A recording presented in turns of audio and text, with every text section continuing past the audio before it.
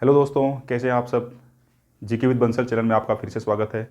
आज मैं आपको 10 फरवरी के दिन की इतिहास की महत्वपूर्ण घटनाओं के बारे में बताऊंगा। कृपया मेरे साथ बने रहिए।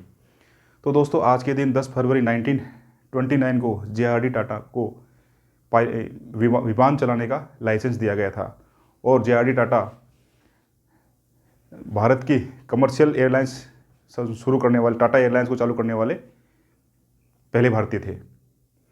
तो दोस्तों, 10 फरवरी 1932 को जे.आर.डी. टाटा ने कराची के द्रिग रोड एयरपोर्ट से पुसमौत विमान से कराची से मुंबई के लिए उड़ान भरी थी। और इस उड़ान में एक भी पैसेंजर नहीं था और 27 किलो चिट्ठियाँ थी।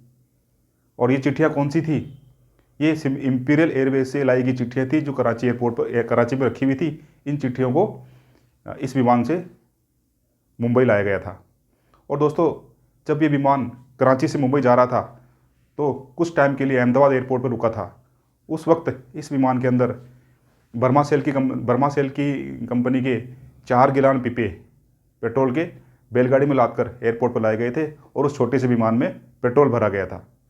उसके बाद दोस्तों, 1933 का साल टाटा एयरलाइंस के लिए काफ़ी अच्छा साबित हुआ। और इस साल टाटा एयरलाइंस ने करीब 155 पैसेंजर्स और 11 टन डाक यानी चिट्ठियाँ ढोई थी, यानी चिट्ठियों का आदान प्रदान किया था। और दोस्तों, पता है आपको टाटा एयरलाइंस के पहले पायलट कौन थे? टाटा एयरलाइंस के पहले पायलट थे होमी भरूचा, जो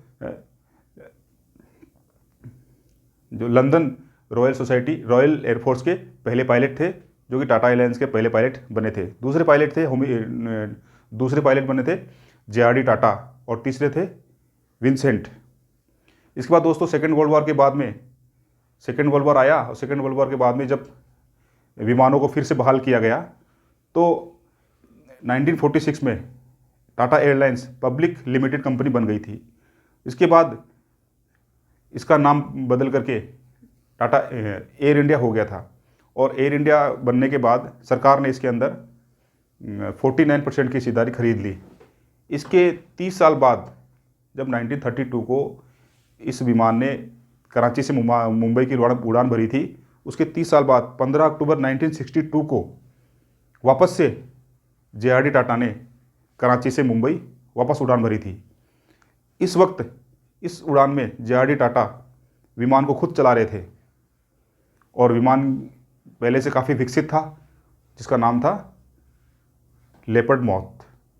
पहले वाले विमान का नाम था पुसमौत और इस विमान का नाम था लेपर्ड मॉथ। उसके बाद दोस्तों क्या हुआ, 1929 में लंदन के टाइम्स अखबार में आगा खान ने एक विज्ञापन छपवाया और उस विज्ञापन में कहा गया कि जो भी भारतीय भारत से इंग्लैंड या इंग्लैंड से भारत अकेले विमान में सफ़र करेगा उसको 500 पाउंड इनाम में दिए जाएंगे। जे.आर.डी. टाटा ने तो ये चुनौती स्वीकार कर ली, लेकिन वे अस्पी इंजीनियर से हार गए। और अस्पी इंजीनियर कौन थे? बाद में जाकर के ये भारत के अस्पी इंजीनियर भारत के वायुसेना प्रमुख बने थे। इसके बाद दोस्तों, 10 फरवरी की अन्य घटनाओं के बारे में और बताता हूँ मैं आपको। 10 फरवरी 2009 को शास्त्रीय गायक पंडित भीमसेन जोशी को भारत रत्न से सम्मानित किया गया था। उसके बाद 10 फरवरी 1996 को IBM के सुपर कंप्यूटर डीप ब्लू ने शतरंज के महान खिलाड़ी गैरी कॉस्परोव को हराया था। उसके बाद दोस्तों, 10 फरवरी 1992 को अंडमान और निकोबार